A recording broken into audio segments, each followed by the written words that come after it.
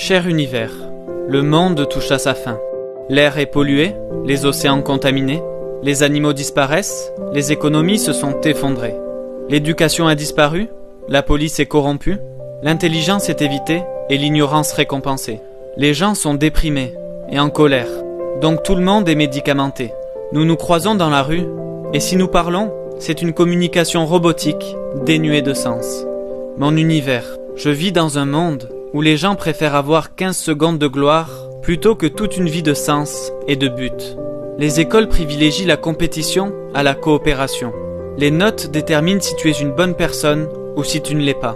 Notre gouvernement construit 2 fois plus de prisons qu'il y a 10 ans, mais elles restent toujours pleines à craquer.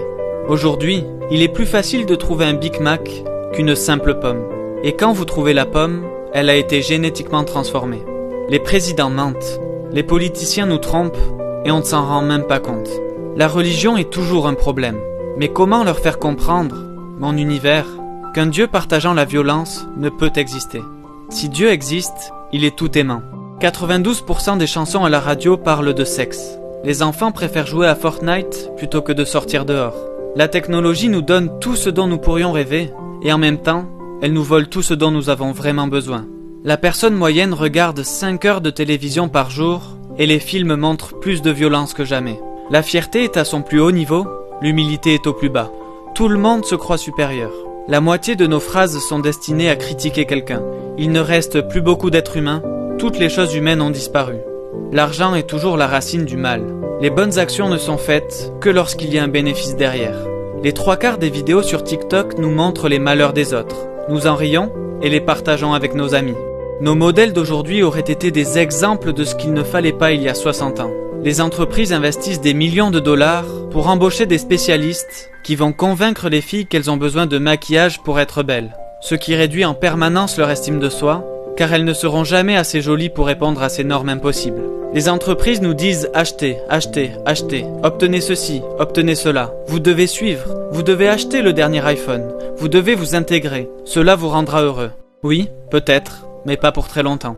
Alors mon univers, que pouvons-nous faire face à toute cette folie? Je pense que nous pouvons aimer, cette force que tu nous as donnée et auquel tu tiens tant. Et ne t'inquiète pas, je ne parle pas de l'amour que nous entendons dans notre chanson préférée. Je parle du vrai amour, l'amour pur de tout ce qui nous entoure, l'amour sans bornes, sans limite. Aimer du moment où nous nous réveillons jusqu'au moment où nous nous couchons. Mais comment convaincre les gens d'aimer? Peut-être devons-nous faire des actes de gentillesse, parce que c'est contagieux? Peut-être devons-nous montrer un peu plus de compassion que d'habitude? Je pense aussi que nous pouvons pardonner, parce que dans 30 ans, est-ce que cette rancune envers notre ami, notre mère, notre père, en vaudra vraiment la peine? Certains ne reconnaissent plus leurs frères, leurs sœurs, quand ils font preuve de colère, de haine, de cruauté. Mais une fois que nous aimons vraiment, nous rencontrons la colère avec sympathie, la haine avec compassion, la cruauté avec gentillesse, car nous comprenons enfin que l'amour est l'arme la plus puissante sur Terre. Au lieu d'essayer de changer les autres, nous pouvons d'abord nous changer nous-mêmes. Nous pouvons changer nos cœurs.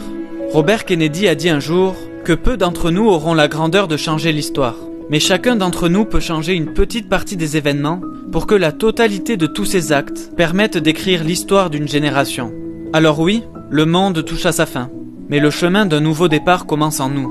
Je sais que tu seras là pour agir, mon univers, et je veux surtout que celui qui m'écoute devant cet écran comprenne qu'il en fait partie et que cette lettre est finalement pour lui.